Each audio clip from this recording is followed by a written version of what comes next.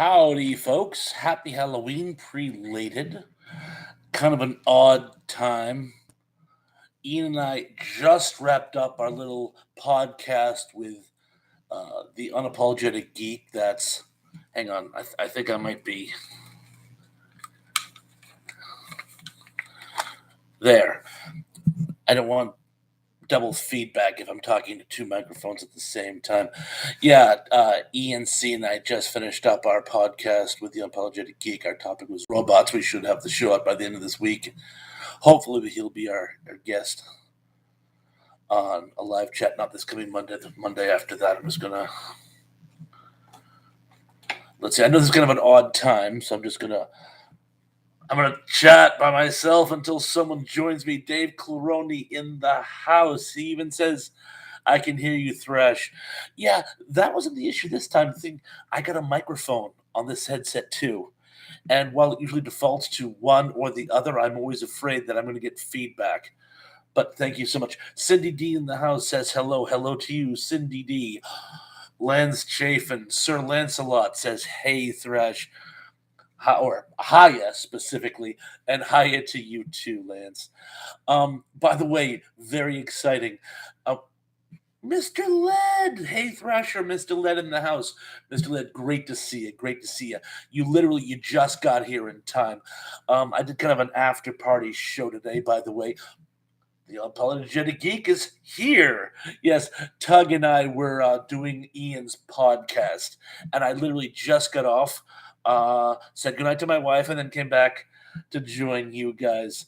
And I'm actually amazed how many of you are already here. Were you guys waiting for me to show up? I'm so impressed. Tom Laramie says, hello, Thrash, and everyone coming in. Can hear you. Thank you so much, Tom, for letting me know. I'm going to try to do this with my glasses tonight, by the way. If I just squint ever so slightly, I can read the print. We need big print comment sections for old people like me.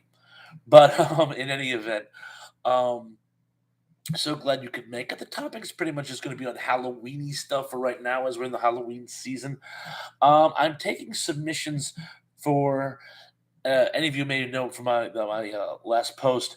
I'm thinking about doing basically a storytelling show for Halloween where I regale people with firsthand ghost stories, not ones you pick up on the internet or get from those haunted New England shows, ones that I've actually either, if they haven't happened to me personally, I do have a few good ones that have happened to people that I know specifically, and I can tell their tale.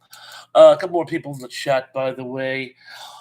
Wajamin is in the house. Hello, Wajamin says hello, everyone, and Thrash.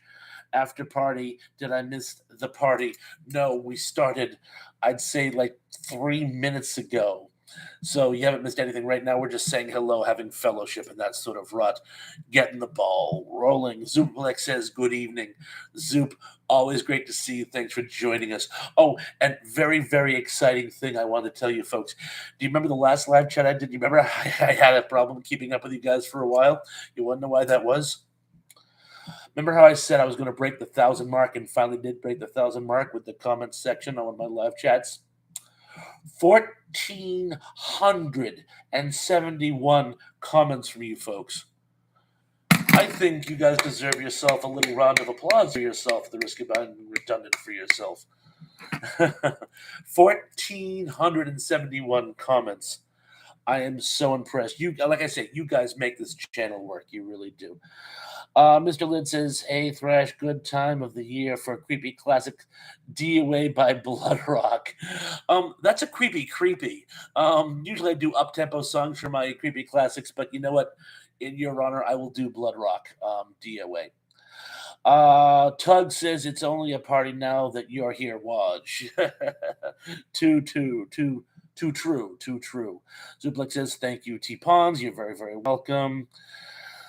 Dave Thorney says, what was the live show you are following? The live show that it wasn't a live show. It was a podcast. ENC normally does his podcasts on Thursday afternoons, but to coordinate everybody for our podcast tonight, we had to do it a little bit later. Cindy D says, thank you, Trash. You're so welcome. You're so welcome. Uh, Tug says we like to chat. We sure do. We sure do.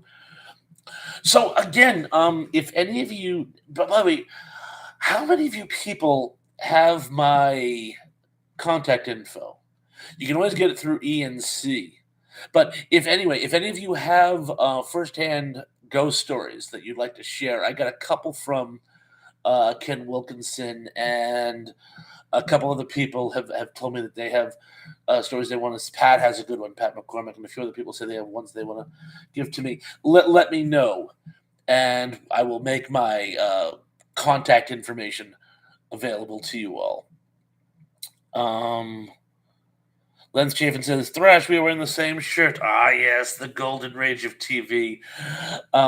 He gave me this one. I love it. This has become my lucky shirt as far as posting goes. Lance, yours is probably a couple sizes smaller, as mine is for the hefty variety, but it's a great shirt. It really is. Zuplex says, nope. Is that Nope Ghost Stories or just Nope Halloween in general? Terrell Eugene Bellinger in the house. Hello, Thrash. Happy spooky season. And hello to you, too. Yours is a 2XL. This is a 3XL. I probably would have gone to a 4, but 3 was the biggest he had. Zuplex says, no contact information. Oh, well, if you have, the easiest way to do it is to get it through Ian. Ian has my contact information, or Dave Sundstrom.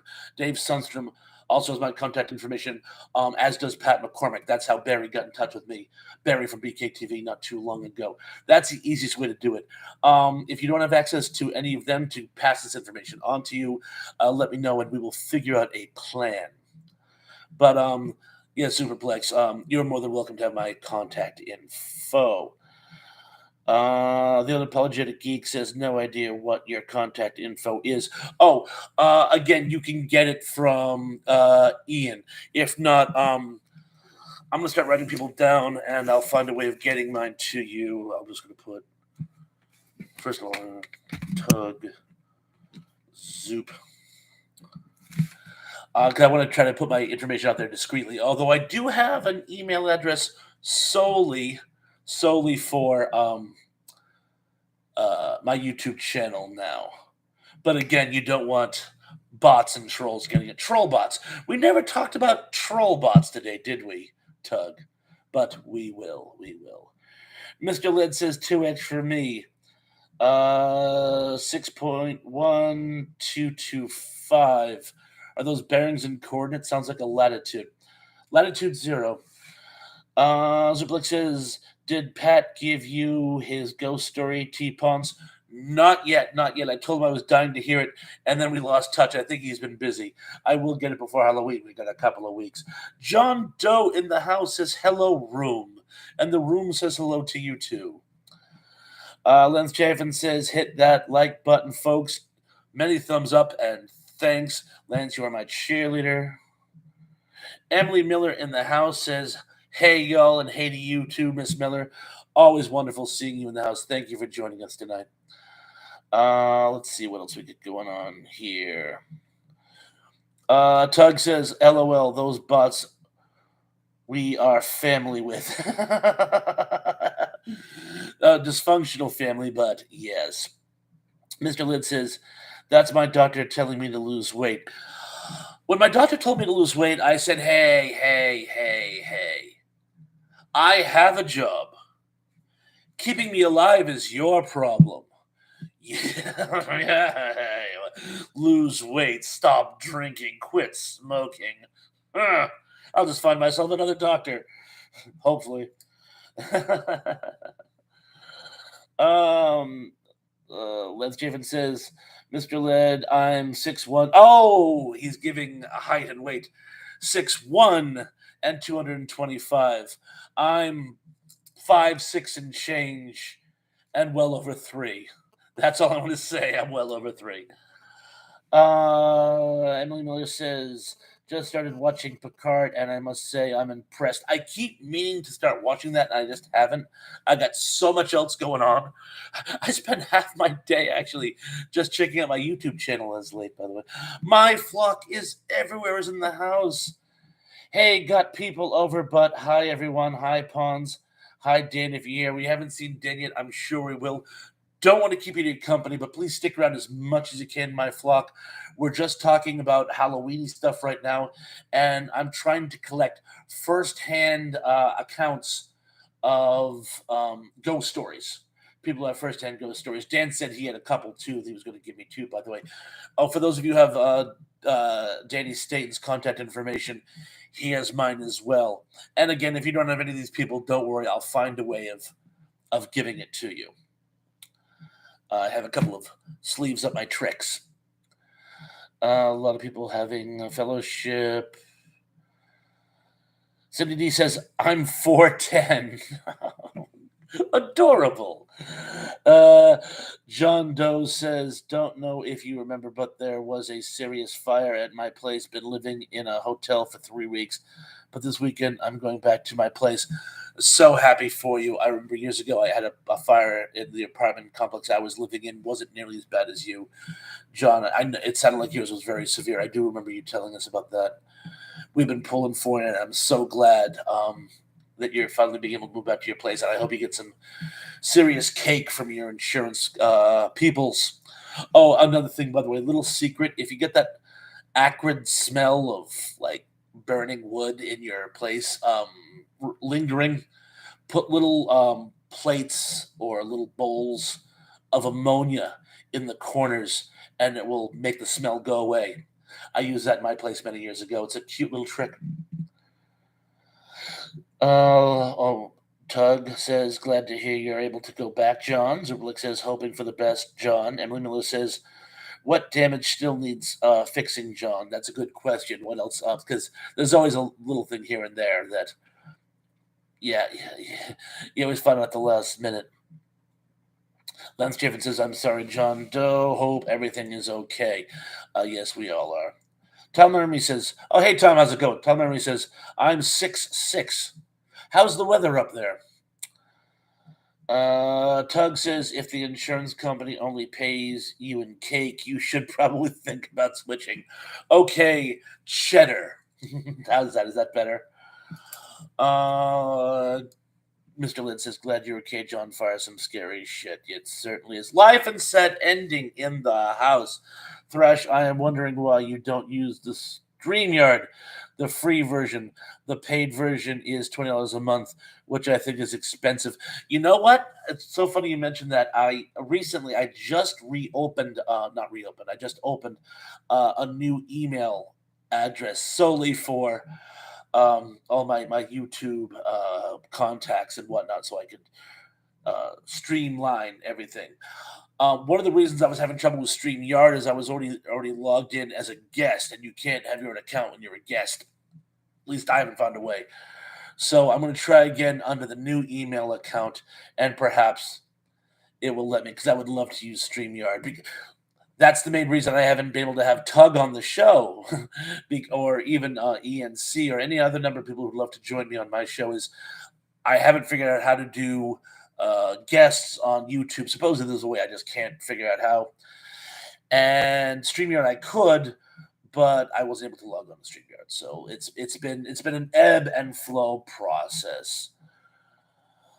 Mr. Lid says, wow, Tom, stay away from Danny hunting Bigfoot. Tom, let's just see. Oh, Tom Laramie, yes, indeed. Yes, stay away from Danny hunting Bigfoot. John Collins in the house. Hi, people. In the first Back to the Future at the end, which timeline did Marty wake up in? Because he had the truck he wanted. And I think Sam Kinison could have portrayed Beef very well. Do you agree? I certainly agree. I actually saw Sam Kinison live right before he died at the Cape Cod Melody 10. Tragic soul, but very funny. Anyway, John, welcome to the party. And the funny thing about Back to the Future, and I've had this discussion with people before, and a lot of people don't agree with me, but the problem with alternate timelines is, let's say that you're the protagonist, you're the one who causes one timeline to change to another. When you go back, you'll be like a Ziploc effect. You could actually remember both timelines. It might be tricky because the people you're talking to probably wouldn't, but you'd have two sets of memories because you would have lived two lives. Just a theory. Terrell Eugene Bellinger says Hocus Pocus, though a box office bomb when it originally released, is now considered to be a timeless Halloween classic. The sequel just came out on Disney. I still have yet to see that movie, believe it or not. Sorry, Terrell. I'll have to check it out, by the way. Maybe this Halloween season. Big Guys 45 in the house says, OMG, hi again, all big guys. Thank God you could make it. Very, very nice of you to join us tonight. Emily Miller says, did it have plenty of icing, Lance? I think we're still talking about cake. Cheddar cake, to be specific. Zublik says insurance companies can only wish they could pay in cake. Big Guys 45 says, let's get Thrash to 1,000 subs. Why not? If that many subs, I could blockade England. Yeah. John Doe says, my downstairs neighbor e-bike exploded. Holy cow. And they had 4 of the one was a gas hybrid. Ooh, that doesn't sound very good. Ooh, I'm so sorry. Let's see what else we got here. Skipping down. The Life and Setting says, I might try streaming again if I can get rid of this persistent cough. Is that still bothering you, man? I'm so sorry. That's been a while, hasn't it? Well, I hope you feel better, man. Oh, it's, by the way, you're still in Florida, right? How is the part of Florida you live in, by the way? I hope you weren't too hit bad, too hard. There's a complete thought there somewhere by the recent Hurricane Ian. Zublik says Sam Kinison went down hard. He certainly did. Lance Chafin says, Emily, it had chocolate chunks in it. Are we still talking about that cake? Sounds delicious. Tom Lermy said, tad cold. If people start talking, it will get warmer. You know, hot air rises, LOL. Mr. Lynn says, Sam Kinison started out as an evangelist. He sure did. In fact, a lot of his act was some of his fire and brimstone sermons. That was one of his big transitions. Well, Jamin says, have you seen the movie Frequency? Saw it years ago. One of the things is, remember I was talking about the anthology horror show Dark Room? There's a show in there, an episode about a kid who gets an old radio and picks up old signals from World War II and tries to use it to save his father's life. And if I say one more word, I will ruin it for you. But I've always felt that was inspiration for the movie Frequency. Emily Miller says, I'm thinking of getting an online pastor's license. I did the tax write-off. Ken Wilkinson in the house. We were just talking about you. Good evening, Thrash. Good evening to you. Ken, great to see you as always. Serena Abney says, hey, Thrash. Hey to you, Serena. Great to see you. Tug says, I was bothered by the fact that old Biff went forward in time to the same timeline as Marty and Doc, even though he changed history. When you start getting those sequels of Back to the Future, it goes off the rails. So, yeah, I love the first one. I don't love the sequels, and I love them in the order they're in. Love the first one. I felt the second one could be enjoyed to a level, and I did not like the third one. And that's kind of where it goes. I think the second one had its moments, but when you start digging it. Charlie Eugene Bella just says, I'm going to start calling you Teb, by the way. Sam Kinison died in April 92, 2 months before my 6th birthday. I was 25, or just about to turn 25. Let's see. I'm going to skip down because I'm already getting behind. Cindy D says, hello, Kenneth Wilkinson. Enjoyed your stories. Yes, Kenneth gave me some selections that will work for my Halloween show. Dave Mooney says, if insurance companies paid in cake, it would be Little Debbie cakes. Cheaper, the better. um, Lance Javen says, tomorrow I'm having Mickey D's tomorrow. That sounds like a plan. I might have sympathy Mickey D's for you or with you or in spite of you, whichever one makes the most sense. Let's see. Oop. And I just blinked again. I was so close. Here we are. Thank you, City D. Zublik says Sam went from preacher to X-rated comic. Not very pretty. No, it really wasn't. John Doe says I saw the remake of Giant Gila Monster today. It wasn't bad, but definitely forgettable. It may be a Christmas movie. I'll have to check it out, see if it is. That sounds fun. John Collins says, I believe Sam Kinison, the person, was much more. In fact, I know he was more intelligent than almost a caricature character he portrayed in stand-up comedy. I'm sure you're right. Unfortunately, the drugs really took its toll on him. Levin says, I wasn't kidding when I said I sold my place in Florida. We closed the transaction on September 15th. Oh, wow. It was a winter place staying up north this year. Oh, okay. That's why I haven't heard how you weathered the storm. So you're not in Florida anymore. Okay, good. And I'm glad you sold it just the right time. Oh, man, that was crazy. I think it is. Yeah, give me 1 second. Oh, yeah. Emily says Super Lakes, at least he did it publicly, unlike most. Yeah, certainly. Fred Smithberg in the house. Hello, Earthlings. Hello, you too, man from Mars. Zublik says there is a certain cynicism behind that transformation. There certainly was. Talking about Sam Kinison. The Tug says, hey, Fred, why, yes, I am definitely an Earthling and not an alien. Remember, you couldn't be both. Look at a stranger in a strange land, waiting in fullness. Lance Chafin says, Thrash, how about Halloween trivia? Ooh, that could be fun. That could be fun. I think. Am I caught up? Sidney says, the story of the Monster Mash or Ghostly Songs. My daughter actually worked, one of her best friends at work, I'm going back years ago. Her uncle wrote the song Monster Mash. That was his big claim to fame. Bobby Pickett, I want to say. And it looks like I'm caught up. Zublik says, you could be an alien if you are from Canada. No, they mean like, take me to your leader, alien. Not how's it going, alien. Cindy D says, that's cool, Thrash. I thought it was, thank you. I thought it was cool. Emily Miller says, not sure, Lance, but it's going to have cats and music. I'll figure the rest out later. I think she's talking about her eventual church, the Church of Emily, or the Church of Miller. Fred Smithberg says, what 80s home video games did people remember playing? Atari 2600 or television? My cousins had a television, and television was actually fairly expensive, much more than the Atari 2600.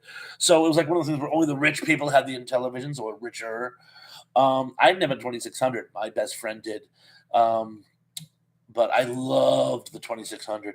Emily Miller says, as long as it's not trivia about the Halloween franchise, I'm totally clueless about those movies.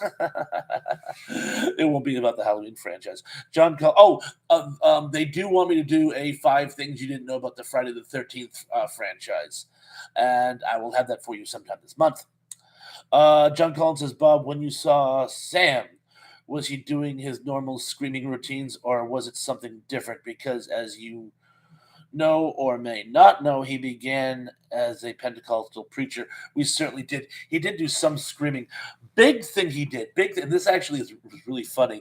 He pulled my best friend out of the audience. We were all in college together. We all got to see it together, and everybody wanted bad breakup stories.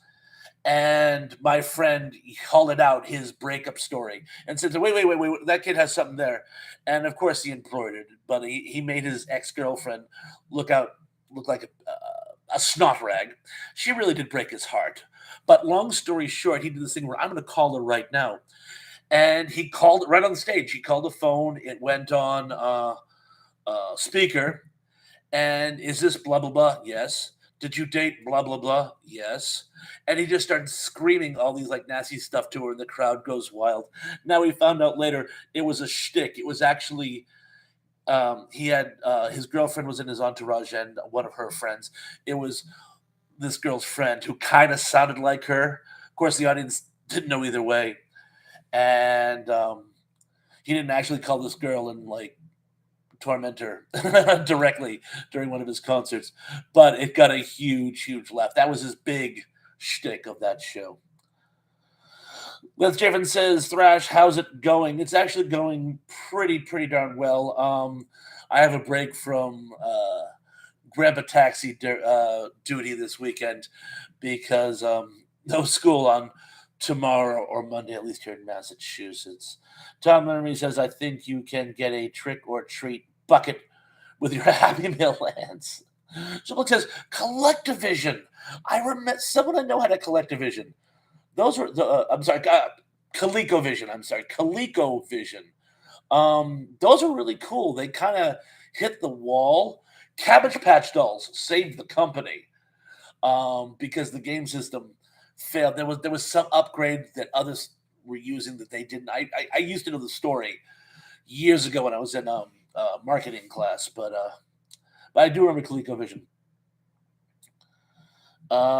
John Doe, remember the Monster Mash the movie? It was a bizarre claymation special. Oh, yes, it was called the Monster Bash. Yes, I do remember it. Phyllis Diller was one of the voices. Lance Chaffin says, Emily, general trivia. Yeah, that's probably where we would go. Oh, and I just got gigged again. I'm gonna scroll really fast. I don't want to get too far behind.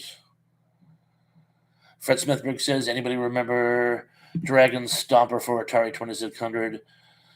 Was on audio cassette using Supercharger. I remember Dragon. I remember a Dragon game. I don't think that was it. Emily Miller says no more for the 13th either. Elizabeth says I remember Sam made homophobic remarks about gerbils and Richard Gere. A lot of people were back then. John Doe says After Jason Goes to Help was the last movie for me. Oh, After Jason Goes to Hell. Everyone says Love Songs of the Lambs. Tom Murray says don't like horror films.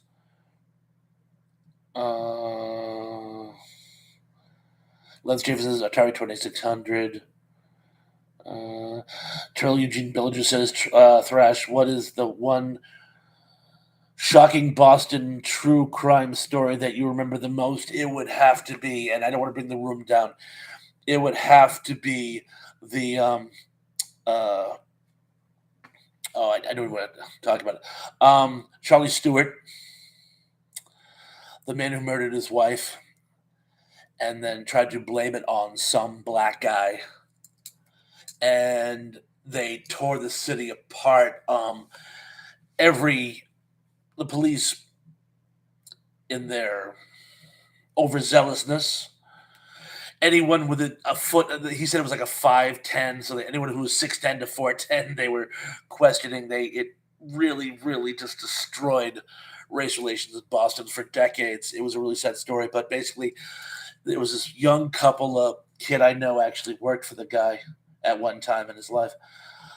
He owned a import clothing business or something, which was failing. People were starting to not buy fur coats. And his wife was pregnant. And so as to not have another mouth to feed, he shot her in the head. Got an illegal firearm from his brother. And then again, tried to blame it on some black guy who tried to carjack him. When his story fell apart, and I try to avoid stories where people hurt themselves, but he threw himself into the Charles River to avoid justice.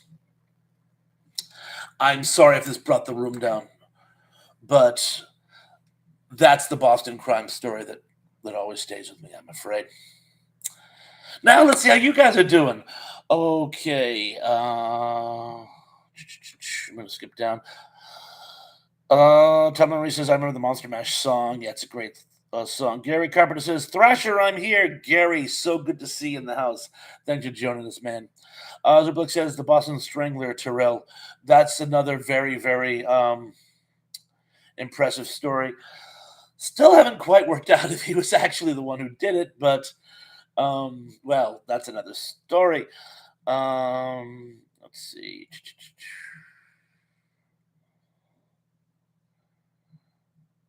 We just gigged again, so I'm just going to go back up here and I Boston Strangler. Boom, boom, boom, boom, boom. I'm also skipping through to make sure I don't miss anyone, so I don't not say hi to people. Tug says, I don't understand comics who think yelling is funny. It's really just annoying and off-putting to me. I can certainly see that.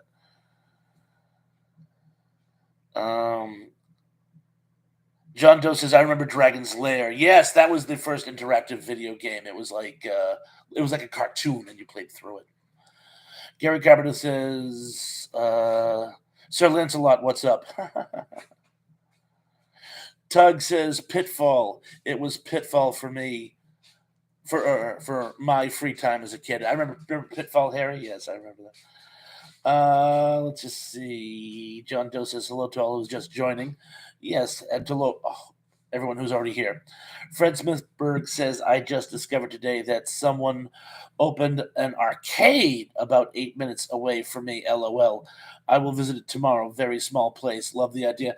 Yeah, they opened one on Cape Cod right before the pandemic and the shutdown. I felt so bad for the people. They were trying to do a whole retro thing.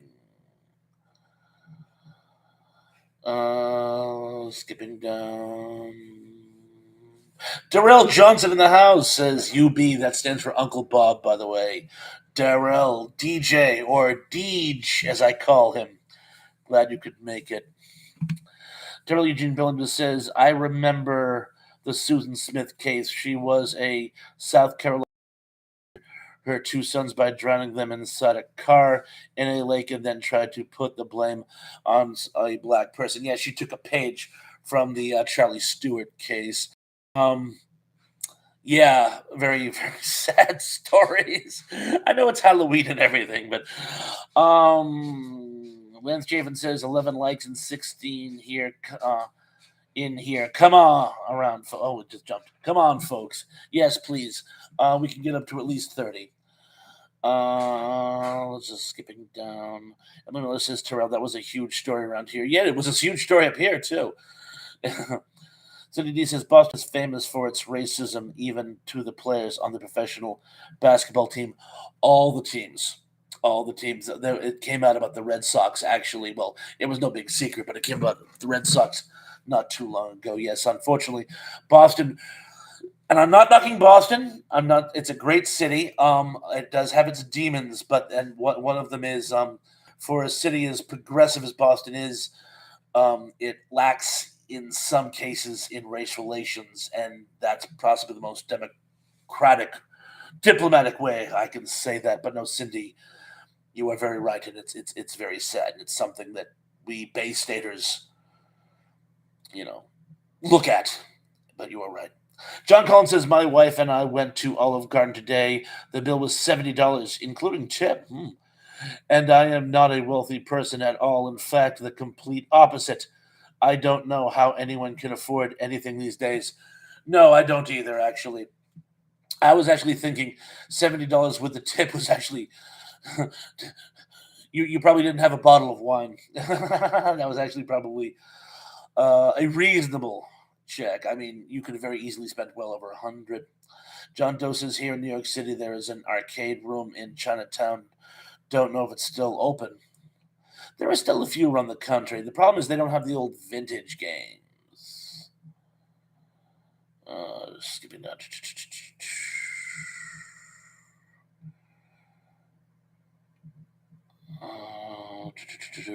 Oh, Lance Chafin says, Daryl, I'm on the job.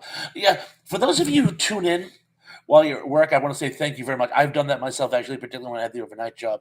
For those of you who do that, I really appreciate that. If you can actually get to a computer just to check in with me, that actually means a lot.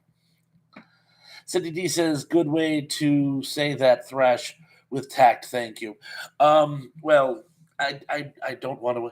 Again, I try not to offend anybody, and I don't want people to think that it's the whole state or the whole city. But there are issues that we have to address, and it would be unfair to not acknowledge them. Terrell Eugene Bellinger or Tug, I'm going to start calling you Tug. Are New Edition and New Kids on the Block considered to be the only R&B pop boy bands to come out of the Boston area? No, in fact, the group the Shondells from the '60s. I hope I have the name right. I'm so sorry, but I love that dirty water, Boston. You're my home. Um, they were probably they were an early, er, I guess you call it boy band from Boston. And let's not forget, there's the Cars, Jay Giles. They're not really boy bands, but they are bands. So Gary Carpenter says Boston is a very old city. It certainly is. Tug says best slash favorite haunted house movie. Ooh, ooh, Burnt Offerings. Burnt Offerings scared the BGs out of me's when I was a kid. You can't go wrong with Amityville Horror. That's another great one. That's certainly up there. But I'm gonna have to go with Burnt Offerings. Ziplik says the movie with Roddy McDowell, geek. Oh, you mean The Legend of Hell House? That's a great one too. My cousins got in trouble for watching that. They were watching it. My aunt walked in on them, and they weren't permitted to watch things that racy. So, John Doe says top 5 must see Halloween movies. Thrash. Oh, you love putting me on the spot, don't you? Give me a second. I'll get back to you. Emily says can't think of one geek, but I would love to go on a paranormal investigation. Speaking of Massachusetts, you can actually spend the night in the Lizzie Borden house. It's a Buku Buckaroos. Ken Wilkinson actually did a tour of the Lizzie Borden house. Fred Smithberg says Apollo 13 movie is on now. Roger Corbett makes a cameo. He does that a lot, actually. He plays one of the senators in Godfather 2. That's probably my favorite cameo by him. Lance Chafin says the Amiable Horror. Fred Smith with Tommy James and the Shondells. Thank you. I was almost there. Boston Amanda is a great song. It certainly is. Supposedly it's about I used to know the actual person it was about, but well, I'll have to actually say it when I actually remember what I'm talking about. Let's just see. Lance Chapin said House on Haunted Hill. That's a great one. What Jemin said Poltergeist. Poltergeist, of course. Mr. Lid says, duh, Boston, from Boston.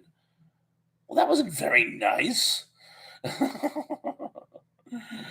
Daryl Johnson says, please hit the like button. Tom Laramie says, Tommy James, lead singer of the Shondells. Thank you. Lance Chafin says, The Changeling. Ooh, that's a good one. That's another good one. The Apologetic Geek says, I'd go on a paranormal investigation. Emily, that would be cool. It certainly would. Turtle Eugene Bellinger says, who's your favorite Boston musician band group? Boston. I love Boston. The Cars would probably be a close second, but I love Boston. Have since I was a kid. Let's just see. Zublik says, yeah, yes, T-Pawns, that's it. Lance Javen says, yep, Gary, my name is in that movie. Excalibur. John H. in the house. Hello, John H. A friend of mine spent the night at Lizzie's house with his sister. Never spent the night at Lizzie Borden's house. I did, speaking of creepy New England, I did spend the night in H.P. Lovecraft's old home, and that was kind of creepy. Let's just see. Gary Carter, you mean the Rondells? No, the Shondells. Ozzy says Lizzie Borden had an axe, gave her father 40 whacks. When she saw what she had done, she gave her mother 41. Stepmother, technically. John H said she was so scared she slept next to him. Let's see, skipping down. Oh, here we are. Miss Wood says, Emily, come to PA. The Carnegie Libraries are haunted. I had heard that somewhere. Tug says there's a lot of great ones, but I think the others doesn't get enough love. The others is a great one. It really is. That atmospheric horror movie. Yes. The Burning. Did I ever tell you guys that my aunt was in an uh, Bird Eye Gordon horror film set in New England? I believe it was called. Was it called The Burning? It's on IMDb. I'll have to. I'm drawing a total blank now. All I can think of now is The Burning, but it is about the hauntings that um, remain after the Salem witch trials, and she plays Sarah Good, and she's actually pretty good at it. She was in a couple of movies when she was younger. Let's just see the Changeling. The Changeling not ringing a bell. It's a good one. George C. Scott is in it. Skipping down. Murder by Death. Texas Chainsaw Massacre. Tugs. I'm sorry. Teb says, which version of Stephen King's do you prefer better? The original 1990 two-part miniseries or the 2017 or the 2019 theatrical release? I'm not sure which King we're talking about. But Smithberg says, I went to see a movie in 1970 called The Sentinel. LOL, I was 9 years old. How the heck was I allowed to see that? I saw that on TV when I was visiting friends. And yes, I was like 10 or 11 when I saw it. And yeah, John Collins says, no wine. At least, I guess, sort of like buying 4 meals because we have leftovers for both dinners and such. I guess that's the way to think positive about it. One piece of pumpkin cake was $8. Yeah, it is expensive. Black Christmas, probably the original slasher film. Gary Carver says Thrasher, Sir Lancelot's sword. Cindy D says they're all gonna laugh at you. Oh, now I got it. He was talking about Carrie. I like the original Carrie best, I think, by the way. I haven't seen his remake of The Stand, but I did like the 90s miniseries. John H says, yes, Tommy James and the Shondells had a big hits in the 60s. I think we're alone now. Moni Moni. Those two songs went to number one back to back in remakes Tiffany and Billy Joel, respectively. They sure did in 1987. Les Jevons says Suspiria. Tug says 1408 is pretty good. You'll skip down. Okay, so 5 best Halloween movies. What I'll probably do is I'll probably give a couple and then have to round up the 5, giving a couple more later. But I'm going to say 5 best Halloween movies. What is that scary scarecrow movie? The one from they used to show on TV. It's about these. Charles Durning plays a group of vigilantes that kill a challenged gentleman because they think he hurt a little girl, and then the scarecrow comes back for revenge. That's a must see. Night of the Living Dead. That's a must see. I'm going to go with I don't know, something cool Stephen King-y. What the heck? I'm going to go with Misery. And I'm going to leave it for there. I'll get back to you in a sec because I'm getting behind in my behindage. Let's see. The Unapologetic Geek says, and of course, The Shining. That's a good one too. Emma Miller says Carrie was sad. It sure was. Zuplik says, didn't Tommy James do Crystal and Crimson and Clover? Yes, I believe he did as well. John Doe says, Bird with the crystal plumage is legendary. Tom says, "Isn't Murder by Death a comedy with Peter Falk and Sam Diamond?" It is a comedy, yes, but it's a great movie. Lance Chafin says Sissy Spacek. Yes, she of course played Carrie. John A says Billy Idol, not Billy Joel. I don't know why that didn't click. I'm so ashamed of myself. Yes, you're right. Sometimes I'm reading so fast that little things that click when we didn't.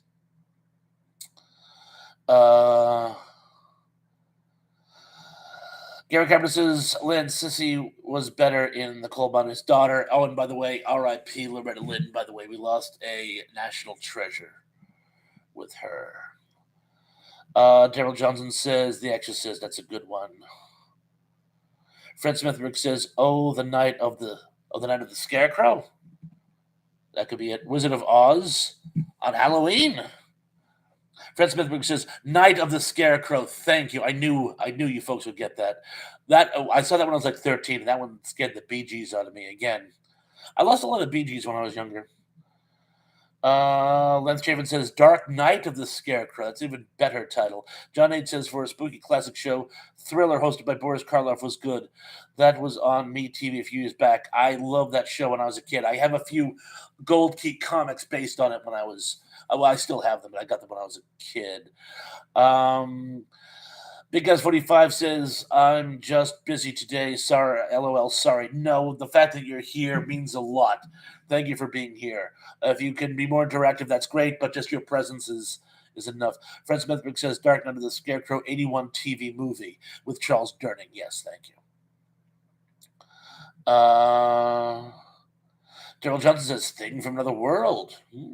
That's a good one. That's a good one. I seem to have gotten behind again, so I'm gonna race through to try to catch up. Teb says, "Which on-screen adaptation of Stephen King's Carrie do you prefer?" Oh yes, I'm gonna go with the 1976 original. There's also the 2003 and the 13. I'm gonna go with the 76 original, which I thought we had covered. I think you were talking about another. I think you were talking about The Stand before, but either way, sorry. But yes, I'm gonna stick with that.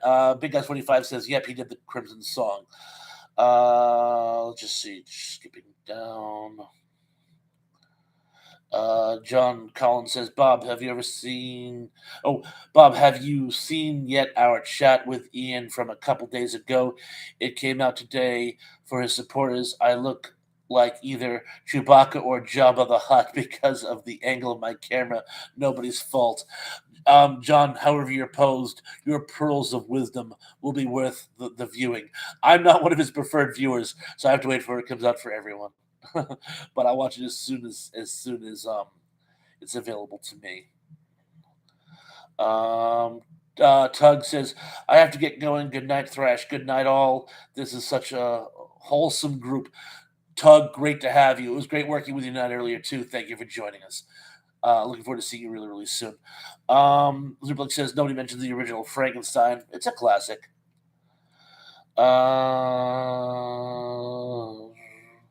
Miss Flint says, "Daryl, that is on Svengoolie this week." Oh, good. John H says, "The original of any movie or TV show is usually better than any remake, reboot, especially today." Only there are a couple of exceptions. 1,000,000 BC. I like the Raquel Welch version better. Lance Chafin says, "Alone in the Dark." Cindy D says Stephen King's Christina Scarich certainly is. Teb says favorite Simpsons character, voiced by Dan Castanella, that isn't Homer. Ooh, that isn't Homer. Huh. Zublik says the book The Stand makes for a good paperweight. Wow. Ow. Joe Johnson said The Thing from Another World. That's it. Have you seen if you guys go into my channel, have you seen my review of Horror Expressed? It's loosely based on the same story. Tom Army says, "What about Abbott Costello meets Frankenstein? The irony is that both meet the Wolfman and Dracula too." Universal was doing that a lot at that time, where they were trying to combine their monsters and get their most bang for their buck. Fred Smithberg says, "Who went to watch Creepshow in the theater when it came out?" I think I didn't get a chance to see it till it was on video. That was one of those came out very early to video too, by the way. I think that was where I saw it, but it's a great movie. Emma Miller says, "I enjoyed The Stand. I've read it several times. Well, that's kind of horror. Gary Carpenter says, love the Bee Gees. It's getting the Bee Gees out of me. Liz Javen says, Night of the Creeps. I have that one somewhere in my collection. John Doe says, Thresh, have you ever thought about watch along where you show a classic movie and have chats throughout? I have had several thoughts on that and will one day. I have to wait till I get my when I get my laptop, which I had to put off, I had to postpone for a couple of reasons. But I have my laptop, I can actually do stuff like that, and I will keep you guys posted, and we will have fun doing it. John H says, I finally saw the original Frankenstein a few years back. My friend and I were surprised that Dr. Frankenstein actually seemed reasonable when the town was scared by his monster. Lance Javen says the Tommy Knockers. I saw that years ago. Emily says Langoliers was good because of Dean Stockwell. Dean Stockwell was good in anything he did.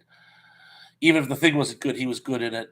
Johnny says Dr. Frankenstein was an evil doctor when Karloff played him later. You can have fun with that. It goes either way. John Collins says, Bob, I'm glad that you enjoyed Crip Camp as well. It was very well done because it made a very complex subject both entertaining and very, very informative. And there's a show, a movie, a documentary I saw when I was in high school, probably 35 years ago. It was about a group of English people in a hospital with disabilities, and they fought for improved rights. And I'm going to try to find that because I think you'd like it as well. It kind of reminded me a little of Crip Camp. Emily Miller says Tommy Knocker's book was much better than the movie. That happens a lot with Stephen King. So much of Stephen King, it goes on in here, and it just doesn't translate to the big screen. I did like Misery and some of his others, but Gary Carpenter says, I love Epic Ghost Don't Meet Frankenstein. Yeah, it's a classic. Zublik says, I didn't know how Dr. Frankenstein survived that toss from the windmill. They did kind of stretch it a little bit. John Doe says, gotta go, but definitely have a great time here. John, thank you so much for joining us. Take care of yourself. Thank you as well. Skipping down, Lance Shaven. Creature! Wasn't that a 3D one? Zublik says, message retracted. A message retracted to you too, by the way. And I believe I'm caught up again. I'm going to try to think of those last two horror movies. I'm actually going to go. I like classics, so I'm going to go with White Zombie with Bela Lugosi, and I want to do a Vincent Price movie, and I can't decide which one. I don't know if I want to go with The House on Haunted Hill or one of his Poe classics. I'm just gonna leave it with that. Something Vincent Price did with Roger Corman. One of those. Was it the House of Lagoria? The House of Laguria? The one that's loosely based on H.P. Lovecraft? Maybe that one. Well, I'll get back to you. Anyway, as always, I'm babbling and I lose my place in the chat. So I'm gonna. Skipping down creature. Just Jamin McCurley says it's Jamin, not Jasmine, by the way. Welcome to the chat.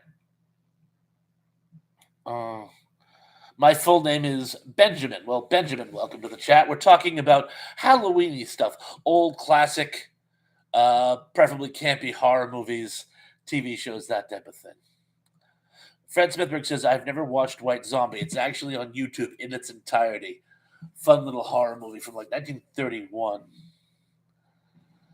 Zublik says, Repossessed was with Linda Blair, and she always got a rise out of me. I met Linda Blair at an autograph signing at one of my old conventions when I worked for the movie store. A very approachable person, very nice. Tom Emery says House of Wax or The Raven. Either one of those will work very, very nicely.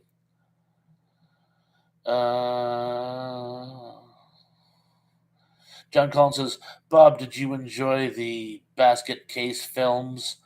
Also, were you able to see the film or find the film Pinballs? I did. It's on YouTube, and I saw it in its entirety. And I haven't found it. There's something else I'm glad you mentioned. Chrissy McNichol did a feature film a few years later when she was an adult about a woman with a disability. She had a crippled leg and decided that for once she wanted to go someplace where uh, people it wouldn't define her. So she puts her leg in a fake cast, goes to a ski resort, and tells everybody that she just inadvertently broke her leg. So they think, oh, you're just a traditional person with a broken leg as opposed to a person with a disability. And it's amazing the difference in treatment that she gets. I saw it years ago. Fred Smithberg says, how about Reanimator? LOL. That was a fun movie. Barbara Crampton, how can you go wrong? Len Shaven says, Cape Fear. Jamin McCurley says, Waj, it's fine. I'm not sure what's fine, but I'm glad it's fine, whatever it is. Let's just see. Zablix, which one, Lance? The original or the Martin Scorsese version of Care? Both of them. Gotcha. Gary Carpenter votes on The Raven. Love The Raven. Cindy D says, I love Vincent Price's old 40s film noir horror stuff. They certainly were. Zablix says, saw the Scorsese version and it was just okay. I like the Scorsese version, but I think they're both good. Tom Henry says, R.E. movies with featuring Vincent Price. Yes. Comedy of Terror. That's an excellent one. Gary Carpenter says, Comedy of Terror. With Boris Karloff. And of course, Peter Lorre. That's a great film. Love it. A horror comedy. Difficult to pull off, but they managed. Fred Smithberg says Lyle Barrymore was in a weird movie called The Devil Doll, 1936. I believe I've seen that.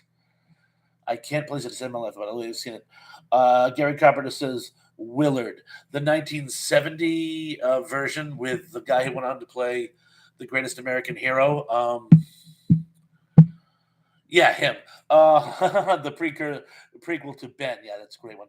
Zublik says, does anybody remember the Cat People, the original and the remake? Yes.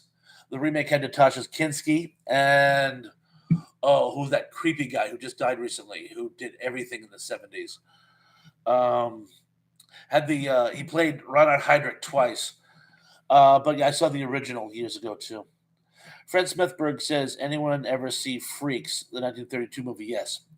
Emily Miller says, if the movie has demons or ghosts, I'm so there. I thought you said you didn't like horror movies. Well, it's okay for a person to change their mind. Tom Laramie said Christy McNichol was in a Bionic Woman episode where she had a supernatural powers and made a mess of the house. I think I remember that. Lance Shaven says, Thrash, it was called Just the Way You Are, Christy. Thank you. Thank you. I couldn't remember that title to save my life. I just remember I think I saw it on HBO like 30 some odd years ago. Daryl Johnson says, saw Freaks years ago and years ago. Zublick says, Bruce Davidson, thank you. Wait, whoa. Bruce Davidson, William Catt. It's one of those two, and I can't remember. It's either Bruce Davidson or William Catt. I just can't remember which one. I think William Catt was the greatest American hero, but I think Bruce Davidson was in Willard. And I'm just confusing the two. The Life and Editing says Klaus. And then something. Klaus something. Klaus Kinski was Natasha Kinski's dad. Gary Carpenter says, don't forget the Addams Family Halloween movie special. Don't know if I've seen that one. Zuplik says Klaus Kinski, and Life and Editing says, right. Tom Memory says, you beat me to it, M. Gary Carpenter says, Monsters Revenge. You know, another one make a great Halloween movie is one of those old anthology movies like The House That Dripped Blood or something like that. So we'll give that one an honorable mention. Oh, Emily Miller says, I never said I didn't like horror movies. I know Gary didn't care for them. I'm sorry. I could have sworn you said you didn't like horror movies. So sorry. I read so many comics, sometimes I think I get a wire or two crossed. But anyway, if you like horror movies, good for you. I certainly do. Tab says, do you think that Terry Rakolta's boycott against Married with Children helped the show become a huge ratings hit.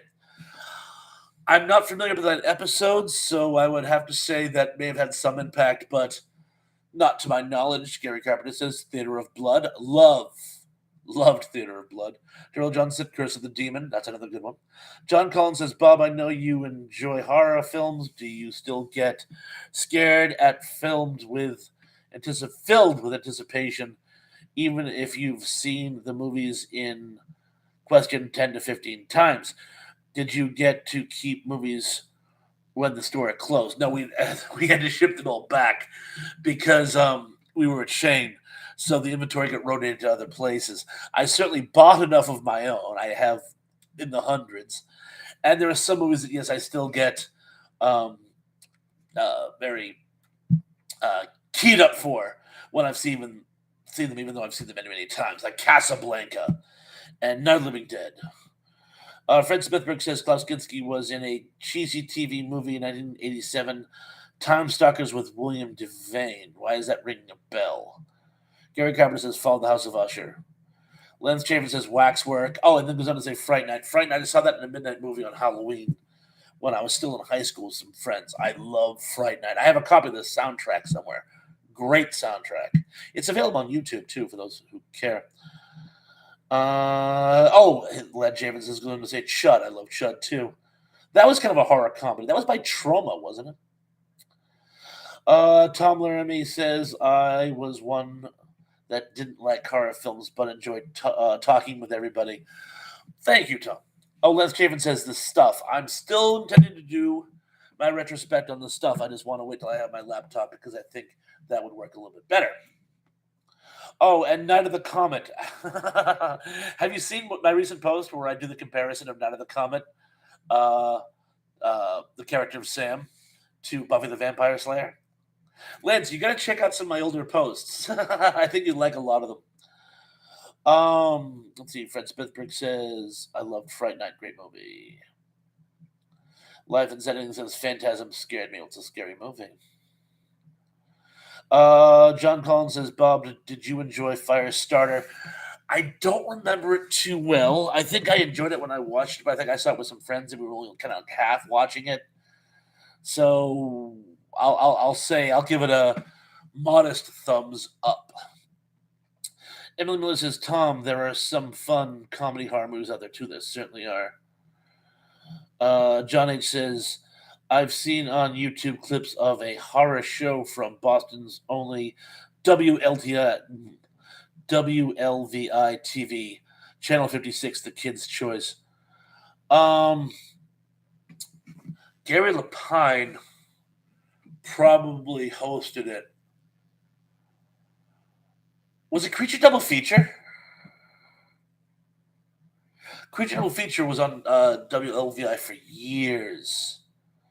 Channel 38 has its own horror show as well. I forget what that was called.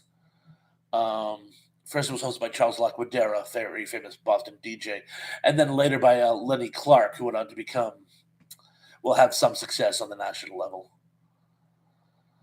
Cindy D says, love Casablanca, my favorite movie. Mine too, of all time. Gary Carpenter says, I like Boris Karloff, Bela Lugosi, Vincent Price, and Lon Chaney Jr. Who doesn't? Zublik says Klaus Kinski was in Zhivago. Yes, he plays the political prisoner on the train. The Good, the Bad, the Ugly. I don't think so. I think you're thinking of For a Few Dollars More.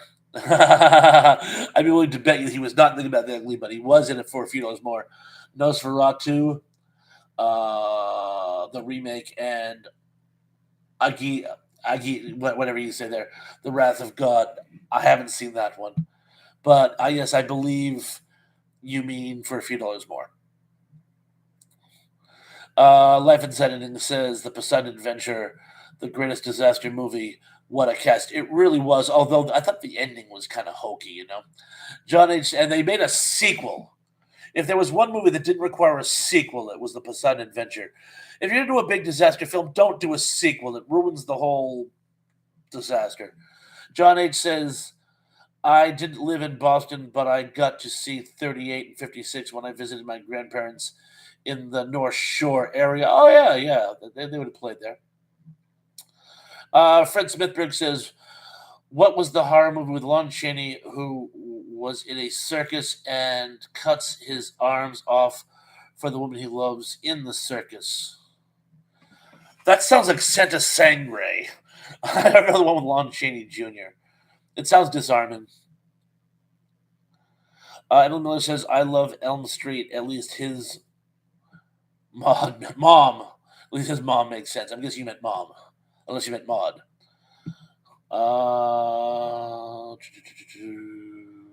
Skipping down. Gary Carpenter says Billy the Kid versus Dracula. A friend of mine showed me that. He had it on videotape. Very good. Gerald Johnson says The Bad Seed. Lance Chapman says The Day After Tomorrow. That movie unnerved me when I was a kid.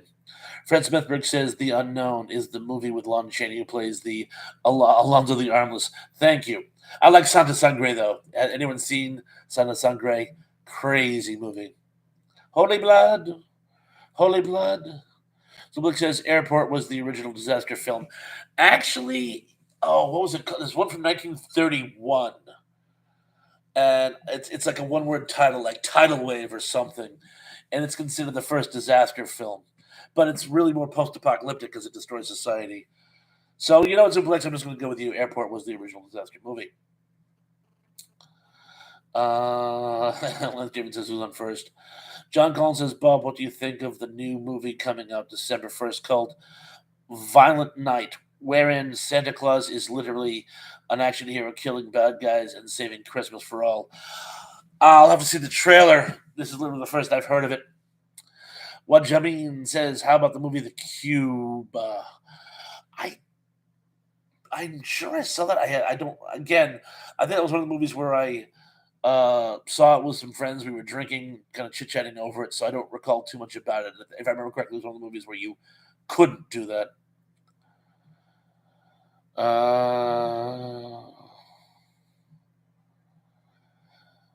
Let's see. Fred Smithberg says never. Zuplex says, did anyone remember the movie Abraham Lincoln Vampire Hunter? I never saw it. Heard of it, never saw it. Lance Chapin says Towering Inferno. Burn, baby, burn. Disco Inferno.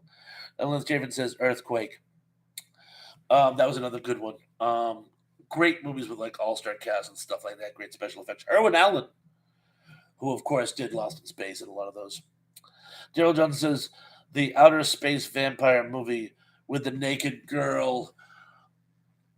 Life Force. That's a great horror movie. It's loosely based on what was that 5 million years to Earth, something like that. Yeah. Life and Setting says I just watched on TMC.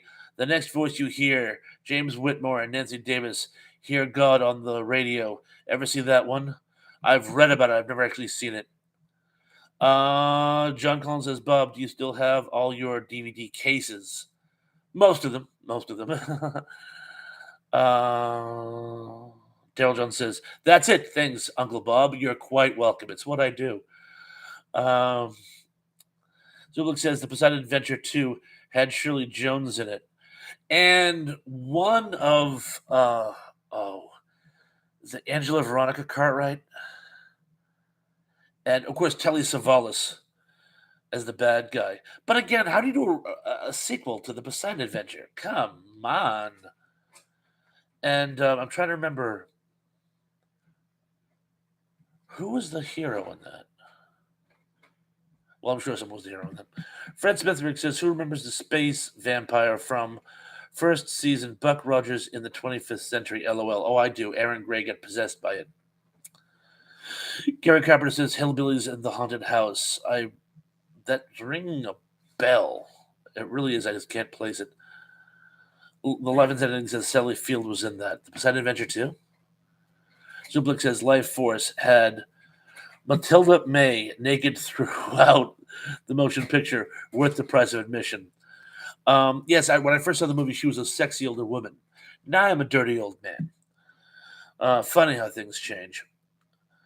Cindy D says Elmer Gantry was Shirley Jones' best movie. um, quite possibly. Kentucky Fried Tofu says best scene of the entire movie. Kentucky Fried Tofu. Welcome, as you, I'm sure you've deduced. We're talking about old vintage horror movies in the spirit of Halloween. John H. I was surprised when Poseidon Adventure killed off its top star. Usually the top actors survive. Yes, yes, but a lot of times they sacrifice themselves, and he sacrificed himself. Gary Carpenter says, Lance never saw that movie, but the Saturday morning show of Life Force. Not sure. Monster Squad, Monster Squad. Yeah, Danny, who can't be here tonight apparently. Danny, Staten. If you haven't subscribed to this channel, please do. Danny does something called Night Flights now, where he takes old Saturday morning cartoon shows and splices them together. And he's been showing the Monster Squad as late, and also the old Ghostbusters as well. You know what? While we have a second, I'm going to do some other shout outs. By the way, Life is Set Ending has been putting on some great stuff over the years. If you haven't checked out his channel, please like and subscribe. And what Jamin is doing, I'm sorry, just what Jamin, I like what Jamin better though, has been putting on some great stuff as far as knock knock jokes and other dad jokes as well. Check out his channel if you have not as yet. And if he's still in the house, and actually even if he isn't, check out Big Guys 45's. Got a great nostalgia channel, old music and old commercials. And let's see, I believe that's everybody in the house who I can extol upon.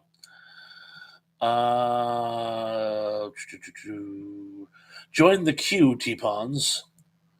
The QT? QT or not QT? John H. says Monster Squad was where I first heard of Fred Grandy pre-Love Boat and pre-political career as well. Let's just see. John H. says, and Monster Squad had the 3 top movie monsters. It certainly did. Tom Murray says John Wayne died in the movie The Cowboys. It's not a horror film. Bruce Dern was scary. He really was. Bruce Dern is really a scary, scary person. And John Wayne actually dies in a number of his movies as well, actually. Elizabeth says, love The Cowboys. Yeah, it's a great film. Johnny says Bruce Dern was usually scary. There's an old bit. He hosted Saturday Night Live I want to say 40 years ago. And one of the bits they do is, and now we're seeing where Bruce Dern does not play a psychopath. Lance Javen says Tubi TV has a doc called Wolfman's Gut Narns about the Monster Squad. Really? Gerald Johnson said The Burbs. I like The Burbs. I saw it in the theaters. I thought it was great satire. John Collins says, Bob, since I enjoy They Live, but do not like jump scary films, which Carpenter films should I watch next in order to get hooked on Carpenter films? If you haven't seen Dark Star, you have to see Dark Star. You have to start with this student film. I swear by it. I won't tell you anything about it. Just check it out. Emily Miller says, I like movies about like paranormal activity, but they didn't have a lot of movies like that in the 70s and 80s. No, they really didn't, actually.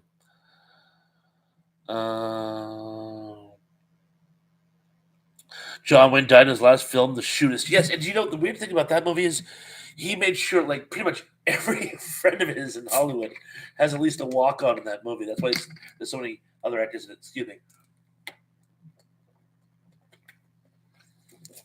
A little parched. Look, we have some more guests. There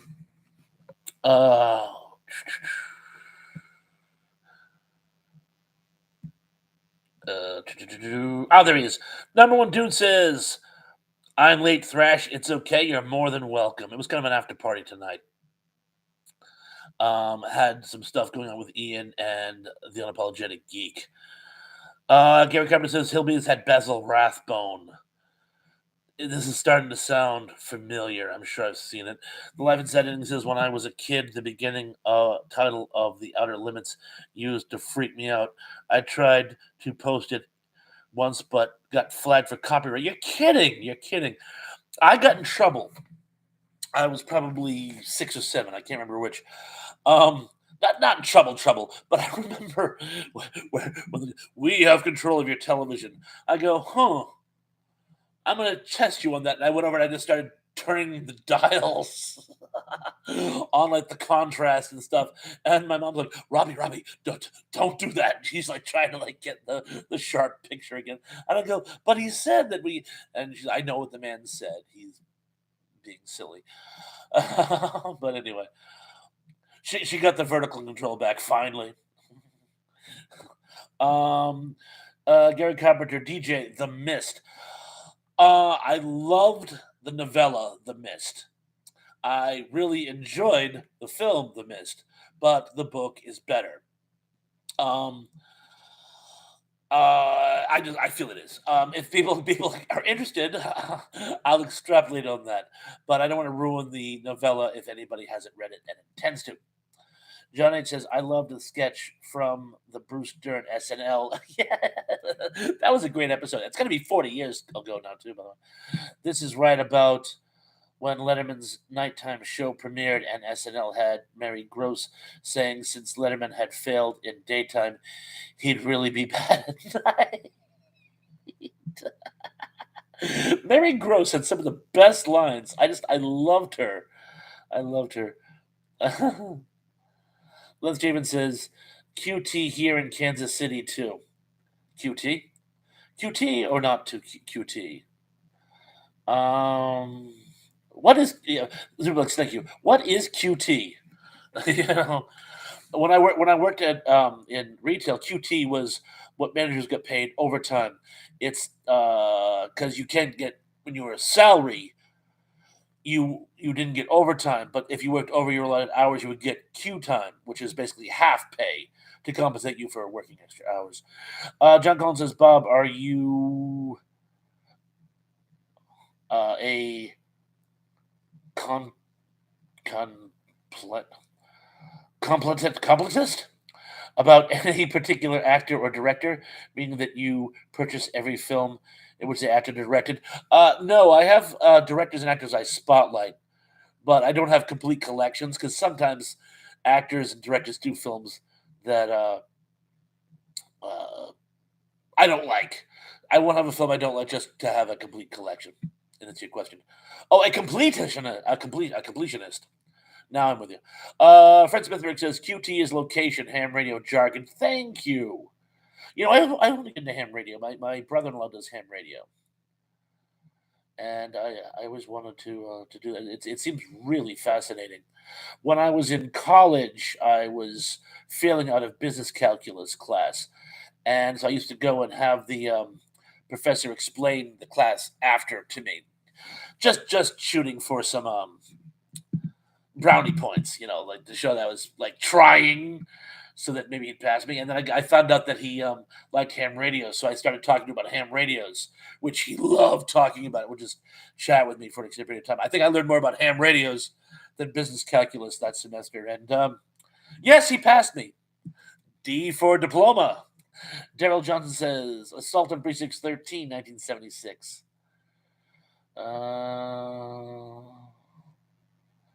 Gary Cameron says, John Wayne died on my mom and grandma's birthday, June 11th. Very sad for both of you.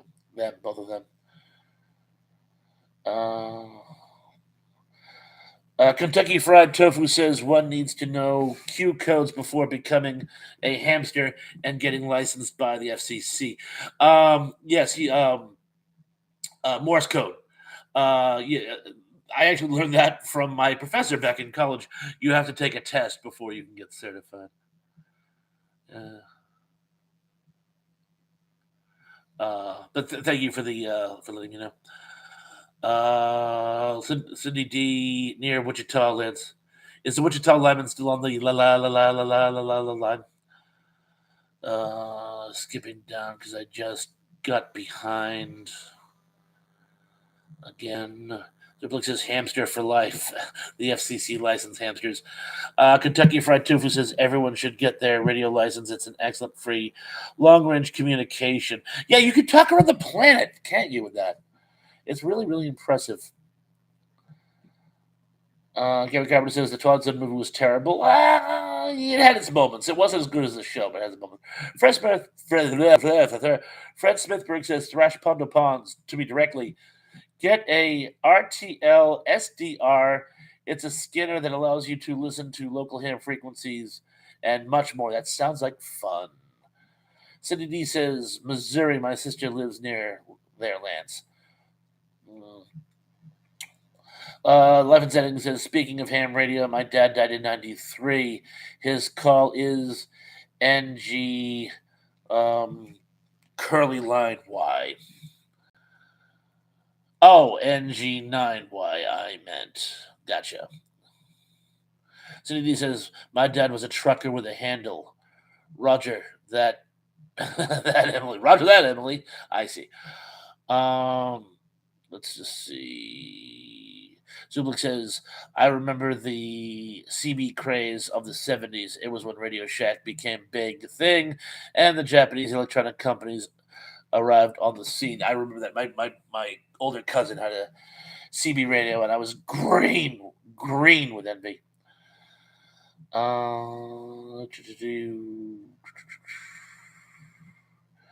Levin's Editing says, I had a CB radio in the 70s. My handle was the Gray Ghost. Oh, that's a good one.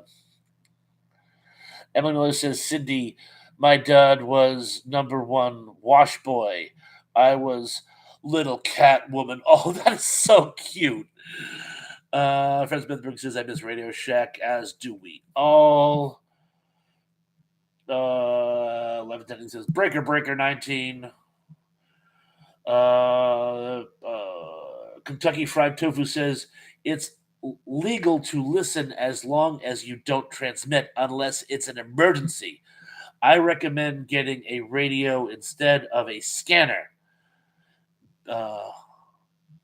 Bayu Fang has nice kits as little as $50 on Amazon. I'd probably do that too, because it'd be more like I want to listen rather than actually transmit. I'd want to hear the news, as it were.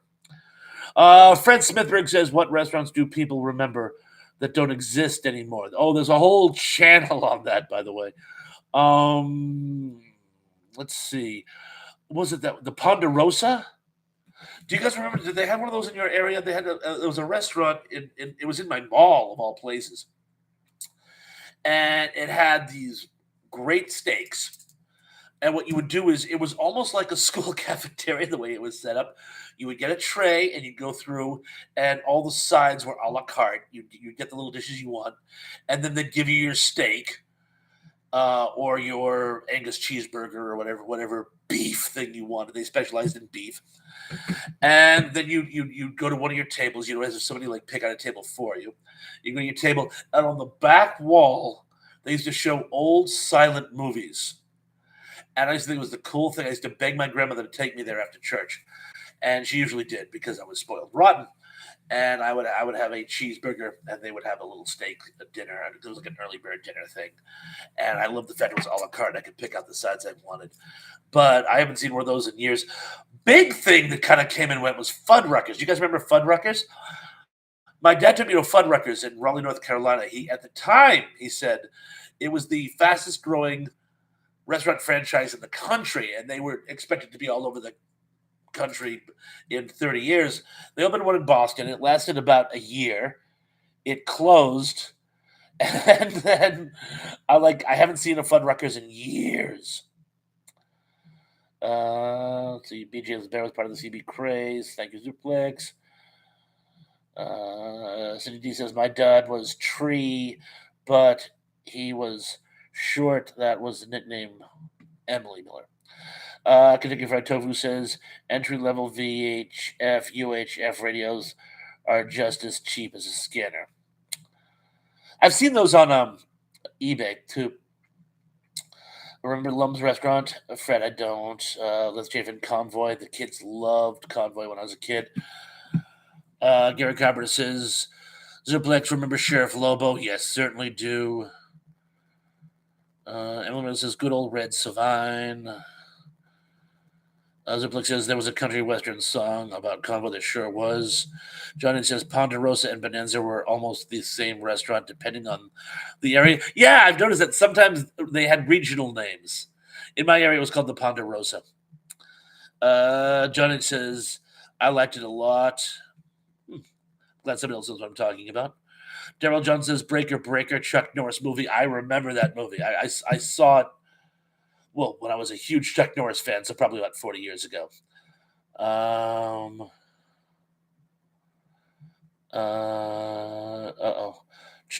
The Sizzler.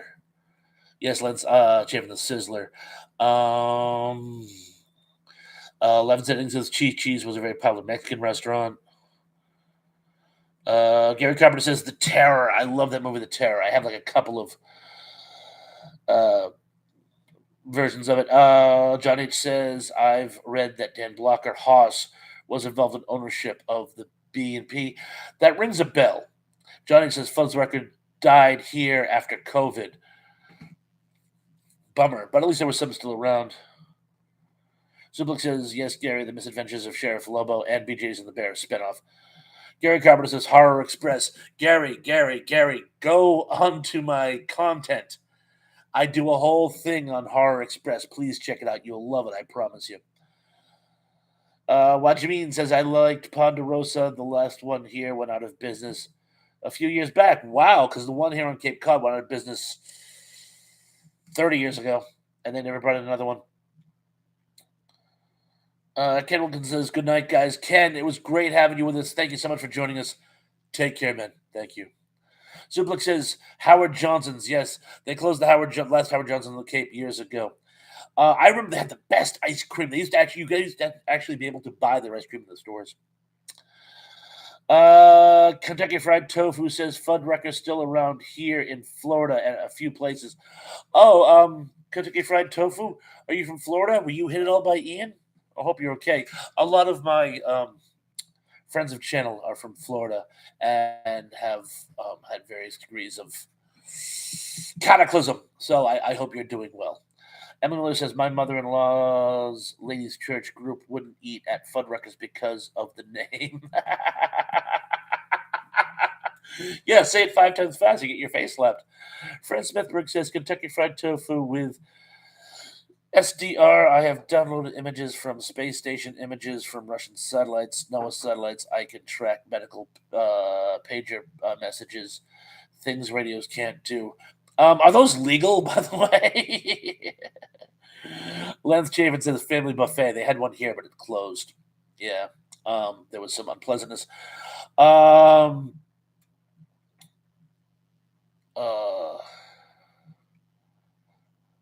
Family Buffet, yeah.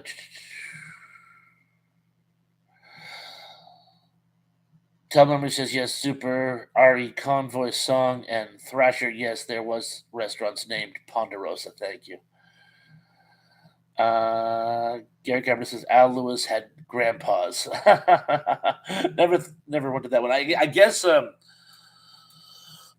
Alan Hale Jr. had a seafood restaurant at one point. Johnny says Thrasher maybe went to that big steakhouse on Route 1 in Songus, Mass. I am trying to think of the name of that. I used to go there when I was in college on the way home. I had to go to Boston before I went back down to Cape Cod. We used to go there, and I can't remember the name of it, but I used to love that steakhouse.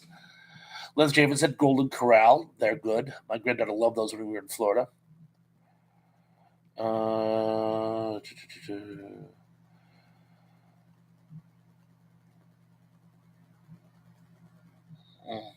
The Hilltop Steakhouse.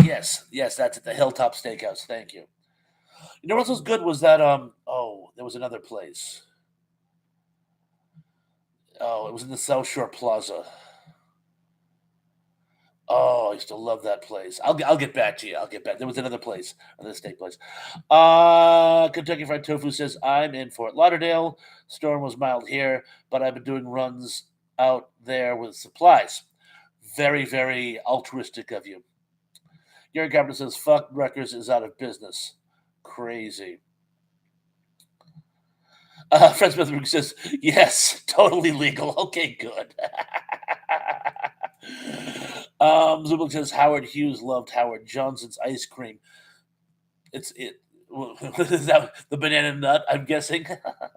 Corey's Comedy Channel in the house. I'm late, but I'm here. Yeehaw. Corey's Comedy Channel. If you haven't subscribed to Corey's Comedy Channel, go to his channel. Like, subscribe.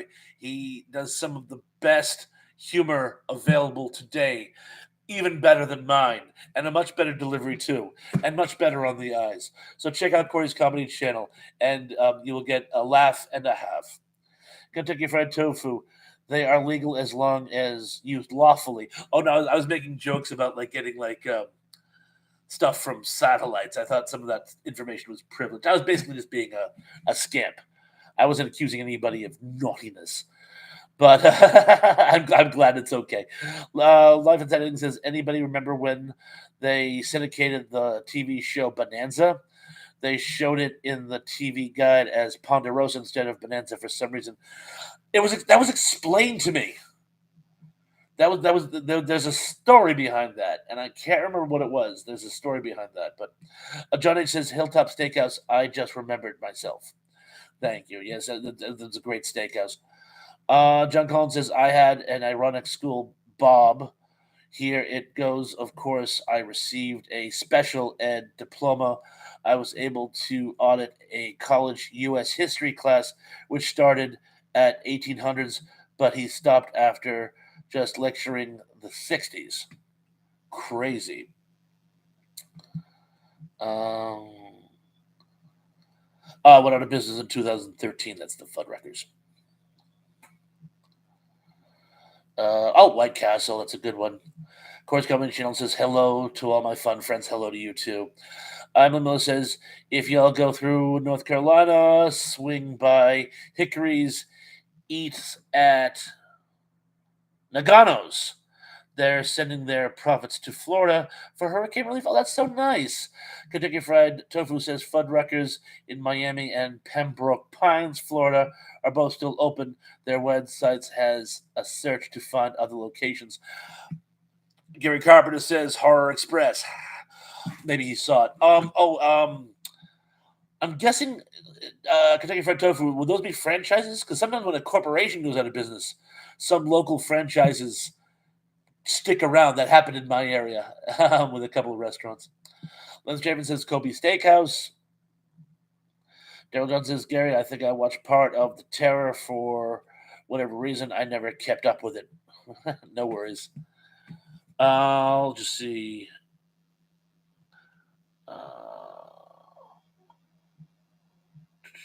What do we got here? Cindy D's going, please come to Boston for the springtime. Corey's Comedy Channel says, you're just far too kind, super good, buddy. Love you.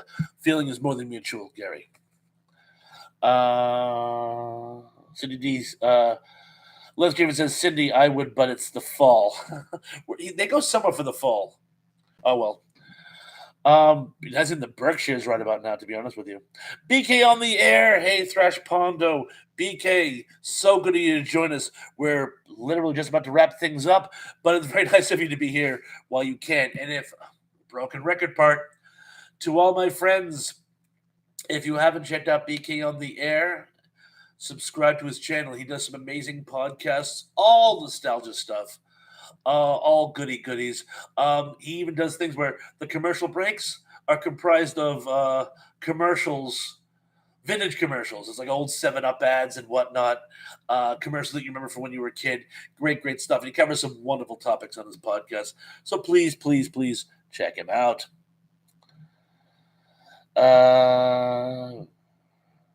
Let's just see what else we got here. John H. says, often syndicated shows that are still on the air go under different names in syndication. Ponderosa for Bonanza, Marshall Dillon. That's what it was. Yeah, when it was first syndicated, it went from Bonanza to Ponderosa for some reason. Yes, I remember that story. Because the Bonanza would be first run episodes. Ponderosa would be reruns from previous seasons. Thank you, John H. I knew there was a solid reason for that. Emily Miller says, interesting, John. Corey's Comedy Channel says, hit the like button for Thrash. Yes, please do. Kentucky Fried Tofu says, there's a few hundred Fuddruckers in various states. There's a ton of them here in Florida. Okay, so perhaps they restructured and they are still around. Excellent. So anyway, BK says another syndication change was CBS repackaged Y50 as McGarrett for a time. I don't remember that.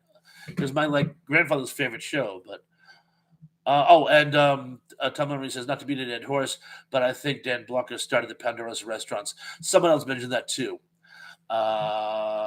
Court's Comedy Channel says, Thrash, you're going to call it at night because it's dark outside. Well, it's actually 11 o'clock my time. So that's the main reason. BK on the air says, Thrash, thanks for the kind words, as always, Thrash. You're quite welcome. You deserve every single one of them. Lance Chapin says, okay, bye, guys. See you all next time. Looking forward to it, Lance. Thank you for joining us as always. Your input is indispensable. Life Attendant says, John H., thanks for answering. For the answer, you're welcome. From whoever. Tom the Hungry Jerk, we were wondering where you were, man. I'm so glad you can make it. Sadly, I'm about to wrap things up. It was kind of an after show tonight, but I'm so glad you can make it. Tom the Hungry Jerk, as you folks know, is one of our guests of honor. He's actually, he helped me with some information for an upcoming retrospect I'm doing on Ralph Bakke's The Wizards. John Collins says the ironic part of the class story was it was a U.S. history class starting in the 1800s. He stopped lecturing right of the 1960s, right before the time that anyone in the classroom could have remembered. Well, that's why it's history. If it's contemporary, that's not history. But thank you for clearing that up. I must confess, I did miss the point of irony. Thank you. I wouldn't remember the 60s either. I was born in the 67. Although my earliest memory is I was watching TV with my father at dinner time, and a news break about the Manson killings came on. Gee, this show got dark and I didn't. Crazy. Let's just see. Emily Miller says, well, now I'm thoroughly confused. Join the club. Teb, Terrell Eugene Bellinger says, good night. Good night to you too, Mr. Bellinger. Great to have you as always. Emily Miller says, Gary, that's my hometown. I miss it. Oh. Tom Memory says, take care, Thrash, and everyone. Oh, Tom, you take care. Fred Smithberg says, oh, I guess Hardy's and Roy Rogers are part of the same parent company. There's a bell ringing in my head. I don't have them in my area, but yes. In fact, I believe there are cases where they would close one restaurant down and then reopen it as the other. Nice way to get out of some issues restaurants sometimes have.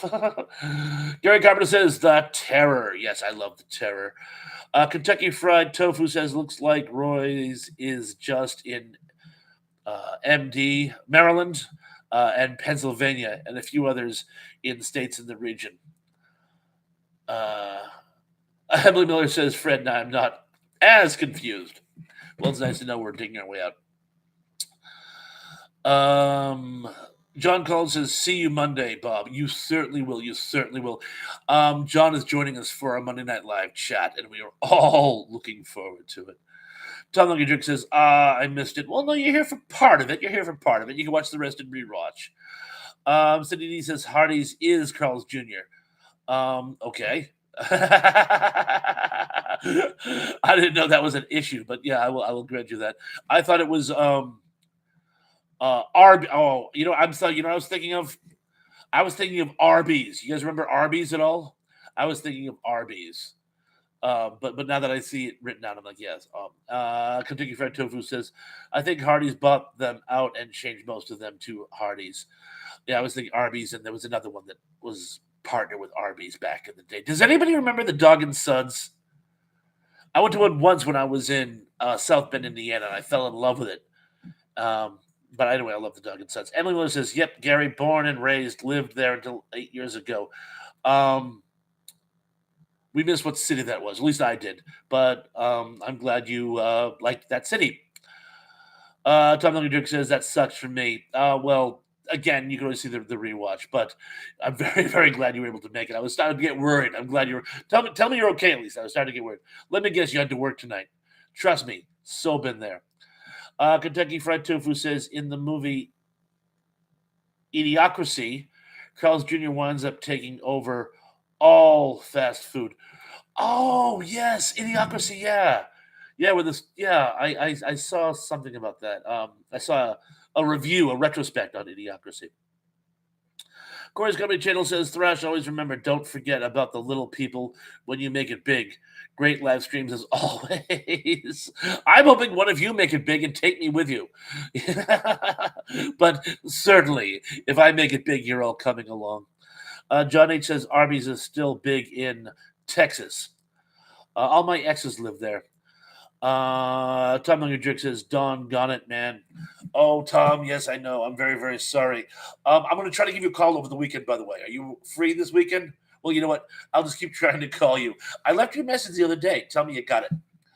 Emily Miller says, I helped open an Arby's in Hickory when I was 18. Old Hickory said we could, sorry. Gary Carver says, hello to the Hungry Jerk. You see, Hungry Jerk, you're still part of the community. Life and Set Ending says, yes, my mom worked at your mom worked at Dog and Sons? No kidding. No kidding. Not the one in South Bend, Indiana. No, are you from Missouri? I could have sworn that you said you were from Missouri. But again, I get my wires crossed. I didn't know. I forgot Emily Miller liked horror movies. Kentucky Fried Tofu says Arby's is still around, but there aren't many here in South Florida.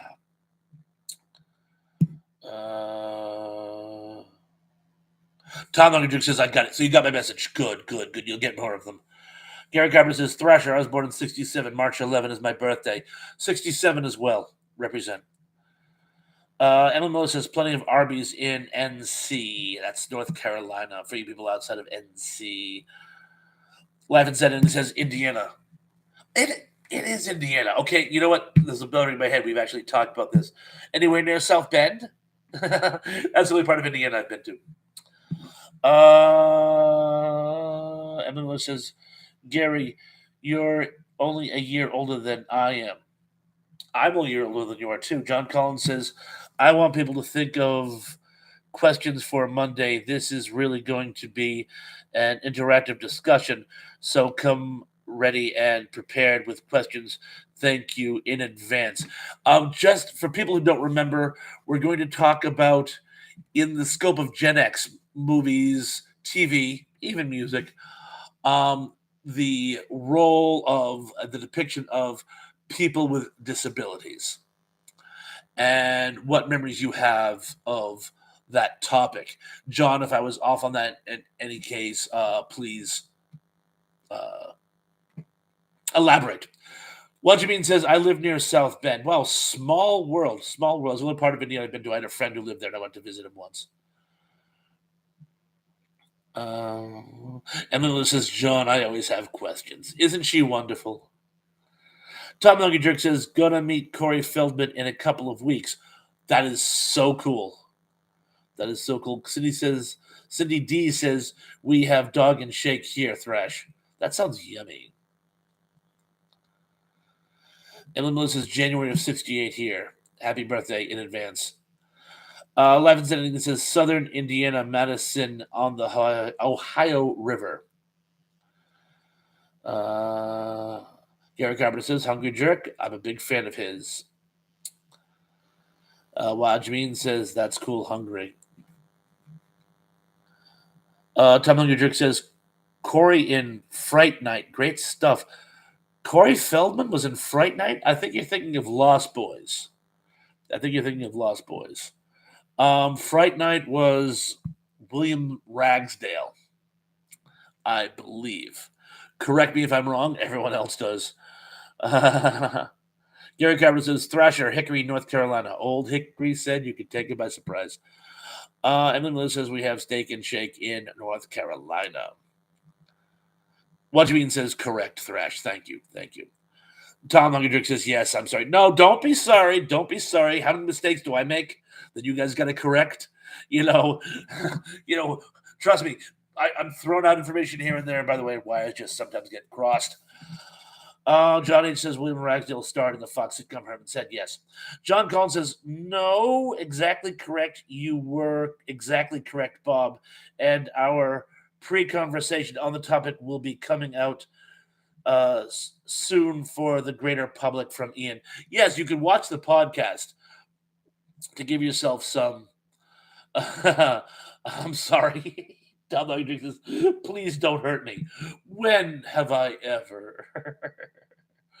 But yes, when you watch the podcast, it should give some context to our guest, John Collins. And please have plenty of questions, like you do with me. By the way, if for those of you who tuned in late, the last live chat I did, remember how I said how proud I was of all of you guys, how interactive you are, that we went over 1,000 comments in the comments section? You know how many had the last live chat? 1,471. That's why I kept having to go, kept scrolling up, by the way, because I kept losing my place. 1,471. That's like 6 a second. I don't know. It's crazy.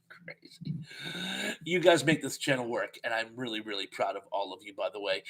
Otherwise, it would just be me sitting here talking all night. Well, it is me sitting here talking all night, but I talk about what you guys want to talk about. You guys give me plenty to talk about, and I couldn't be prouder of all of you. Thank you, and I really appreciate the fact you want to spend some time with me. It really means a lot.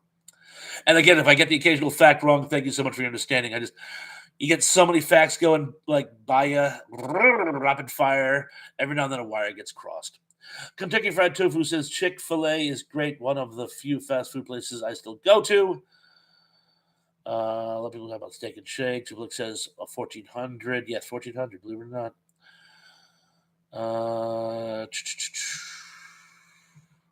Someone says we do it on purpose so that we can get lost. Pods, thank you. Well, Jameen says dream a little dream. That he wasn't, wasn't he? Tom Drink says gonna get a Stand By Me autographed picture. Oh, that is awesome. Corey's Comedy Channel says we're proud of you, Thrash. You're the man. No, you're the man. Well, again, it's getting towards 11:15. Think we should probably be wrapping things up. Had so much fun tonight. Glad all of you could join it. Thank you for your patience. It was kind of messed up, by the way, because it wasn't as late as a late show, but wasn't a primetime show. And I want to thank all of you for your understanding. Oh, I have to say hi to this one person who just got here. Trey Meyer says hi. All haven't been feeling. I'm guessing you say haven't been feeling good. Tracy, I'm sorry you haven't been feeling well. Sorry you've been under the weather. We're just wrapping things up here, but I had to say hi to you. Thank you for joining us. If you feel up to it, Bubba, and you want to watch this and rewatch, we've been talking about old vintage Halloween applicable movies for the last couple of hours. I've been having a lot of fun. We've all missed you terribly. But I'm very glad you could make it. Right now, we're all just kind of saying our goodbyes. I will say hello, goodbye to you, my lady, and thank you for joining us. Tom Drink says, got about 500 autographs in my collection. Excellent. And yes. Jameen says, thanks, Thrash, for the shout out and kind words. Thanks, everyone. Have a good night. Yes, folks, I want to thank you all. Have a wonderful, wonderful evening. These are actually a lot of fun for me. You guys seem to have fun. I like to think you're all having fun at them, so please continue to. For those of you who are new to us, by the way, Kentucky Fried Tofu and a couple of others, if you haven't joined my channel, please subscribe. I bring what I feel is the best of vintage sci-fi and horror reviews. I also do a series on the best dad jokes in recorded history, and I'll do something called the Creepy Classic, where I'll take old up-tempo top 40 songs that we all love and break it down lyrically and show how when you actually listen to the words, they're kind of creepy. It's a lot of fun. A lot of people saying good night, everyone. Good night to all of you. You folks, all be good, be careful, be safe, and I'm looking forward to seeing you all again very, very, very, very, very soon. Peace.